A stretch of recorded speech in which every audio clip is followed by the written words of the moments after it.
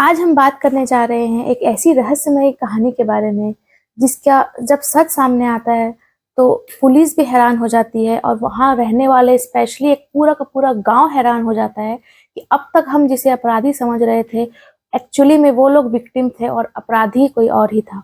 नमस्कार, मेरा नाम आयशा मेमन थापा है। हम बात करेंगे आज एक ऐसी घटना के बारे में जो अंजाम दी गई थी 2005 में गुजरात के एक पाटन नाम के गांव में। बात शुरू होती है एक फैमिली से जो कि एक नॉर्मल फैमिली थी। एक महिला थी भीखी बेन पांचाल।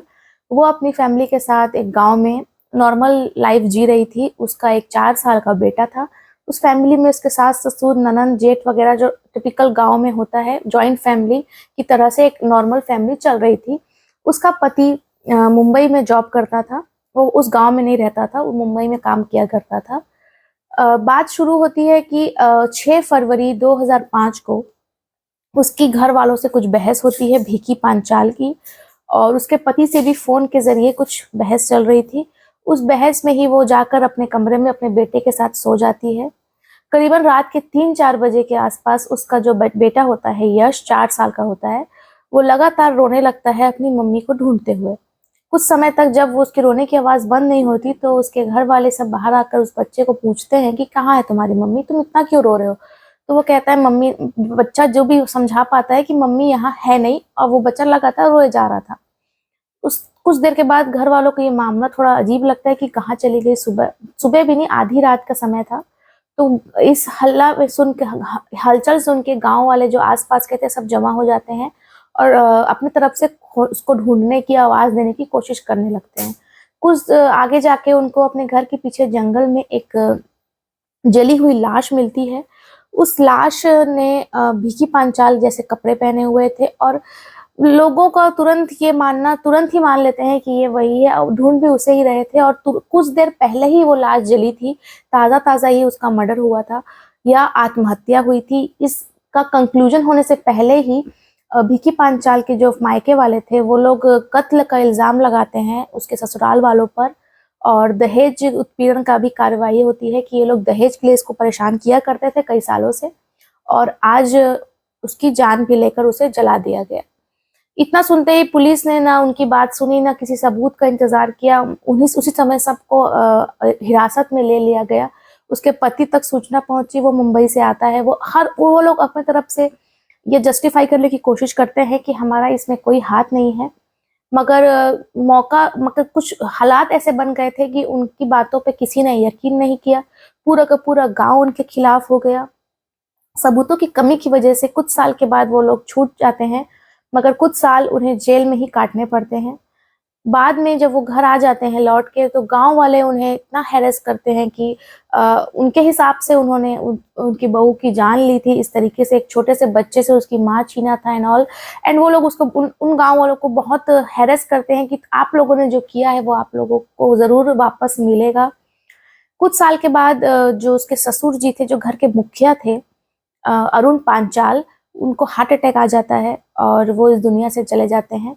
उसके कुछ ही महीने बाद उनकी पत्नी, उसकी उन भीखी बहन की जो सास थी, उसको भी नेचुरल डेथ के तहत उनकी भी मौत हो जाती है।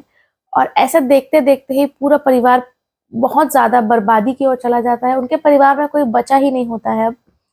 तो जो प्रकाश होता है, प्रकाश पांचाल, अपने बेटे को लेकर वापस मुंबई चला जाता है और वहीं दोनों बाप बेटा जैसे तैसे अपना गुजारा कर रहे थे। करीबन 2017-16 के आसपास प्रकाश को पता चलता है कि उसे कैंसर हो चुका है, और उस बीमारी से पीड़ित होकर वो चलने फिरने की भी स्थिति में नहीं था। उसे लीवर का कोई कैंसर था। तो वो अपने गांव वापस आकर जैसे तैसे अपना बच्चे के साथ गुजारा कर रहा था। उसके दूर के कोई रिश्तेदार, उसकी बहन वगैरह आते जाते रहते थे, और ऐसे ही दिन कट रहे थे। करीबन 14 साल बीत जाते हैं। वो एक परिवार पूरी तरीके से बर्बाद हो जाता है। लगातार पुलिस का सवाल जवाब, लगातार आना जाना, लगातार केस का खुलना बंद होना। उस बीच वो बच्चा जो 4 साल का था वो 17-18 साल का हो चुका था, और उसे क्लियरिटी ही नहीं थी कि एक्चुअल में हुआ क्या था। जब तक उसने सब कुछ समझा तब तक उसके आधा परिवार तो खत्म हो चुका था। उसके जो पिता थे वो बिस्तर पे थे। कैंसर की वजह से उनकी जिंदगी का कोई ठिकाना ही नहीं था कि कब क्या हो जाए। इसी बीच 2019 का साल आता है और उनके ही गांव के आसपास का एक गांव पालनपुर से ही उनको पुलिस थाने से कॉल आती है प्रकाश पांचाल को। और उस कॉल के बाद प्रकाश पांचाल सोचने पे मजबूर हो जाता है कि मैं क्या रहा है हमारे साथ। पुलिस उनसे फोन में कहती है कि आप अपनी पत्नी की फोटो व्हाट्सएप कीजिए, हमें कुछ कंफर्म करना है। वो पहले तो मजाक समझता है, बार बार उनसे पूछता है कि आप क्या सच में पुलिस है, तो वो उन्हें यकीन दिलाते हैं कि हाँ हम पुलिस थाने से बात कर रहे हैं और आप अपनी पत्नी की पिक्चर भेजिए। तो वो कहता है कि पहली बात तो आप मेरी पत्नी की पिक्चर क्यों मांग रहे हैं, और सेकंड और सबसे इम्पोर्टेंट कि मेरी पत्नी को मरे 14 साल हो चुका है और उसकी वजह से ही हम आज तक जो झेल रहे हैं वो झेल रहे हैं, तो अब ऐसा क्या हो गया जो आपको क्या कंफर्म करना है। तो फिर वो लोग जो कहते हैं कि हमारे पास एक महिला आई है किसी और केस के तहत, इस महिला की कहानी जो है उसके अनुसार ये आपकी पत्नी है और ये इस बात को खुद स्वीकार कर रही है, बट हमें एक कंफर्मेशन के लिए एक पिक्चर चाहिए और आप अपने परिवार के साथ यहाँ आ जाइए पहचान करने के लिए। उसको कुछ समझ में नहीं आ रहा था प्रकाश को, तो भी वो कहता है कि मैं तो नहीं आ सकता, मुझे इस तरीके की बीमारी हो चुकी है, मैं अपने परिवार वालों को भेजता हूँ, मगर मुझे यकीन है कि आपको कोई गलतफहमी हुई है, मेरी पत्नी को मरे 14 साल हो चुके हैं और अब वो जो आप महिला की बात कर रहे हैं वो जरूर कोई और होगी। इसके बाद उनका बेटा, उसकी बहन और उसके भाई वगैरह दूर के सब जितने रिलेटिव्स थे सब जाते हैं पालनपुर पुलिस थाने। और स्पेशली जो उनकी ननंद और जेठ थे, जब वो भिकी बहन को वहाँ अपने आंखों के सामने जीवित देखते हैं तो उनके होश उड़ जाते हैं कि जिस औरत के कत्ल के इल्ज़ाम से हम अभी तक उभर नहीं पाए हैं, जिसकी वजह से पूरा गांव हमारे खिलाफ है, हमारा घर में कुछ नहीं बचा, वो आज पूरी स्वस्थ हालत में मेरे आंखों के सामने बैठी है। और अगर वो स्वस्थ थी तो अभी तक कहाँ थी। उस बच्चे के मन में भी कई सवाल चल रहे थे कि अगर मेरी माँ जिंदा थी तो अभी तक क्यों मुझे छोड़कर चली गई छोटी सी एज में, और अगर कोई मजबूरी भी थी तो वो अभी तक सामने क्यों नहीं आई। ऐसे कई सवाल सबके दिमाग में चल रहे थे और जब इसका खुलासा होता है तो सबके होश उड़ते हैं, क्योंकि भिकी बहन ने जो अपनी कहानी सुनाई, स्पेशली यश का जो दिमाग पे असर पड़ता है, जब उस समय वो 17-18 साल का इतना समझदार हो चुका था कि वो अपनी माँ की बातों को अच्छी तरह से समझ सकता था कि वो क्या बता रही है। भिकी बहन बताती है कि जब उसकी शादी होने वाली थी प्रकाश पांचाल से, तो उस शादी को नहीं करना चाहती थी, उसने अपने घर वालों से विरोध किया, वो किसी और के साथ शादी करना चाहती थी, मगर किसी कारणवश गांव में रहने वाले लोगों के हिसाब से इस तरीके की शादी को मंजूर नहीं किया जाता है और उसकी शादी अरेंज मैरिज कर दिया गया प्रकाश पांचाल से। शादी होने के बाद उसने कुछ साल वहीं बिताए, 3-4 साल, उसका एक बेटा हो गया यश, मगर उसके बाद कहीं किसी और गांव में उसकी मुलाकात वापस से अपने पुराने फ्रेंड से होती है जिसका नाम था विभूजा राठौर। वो एक क्रिमिनल प्रवृत्ति का इंसान था, छोटे मोटे क्राइम करता रहता था, हर जगह उसके रिकॉर्ड्स थे।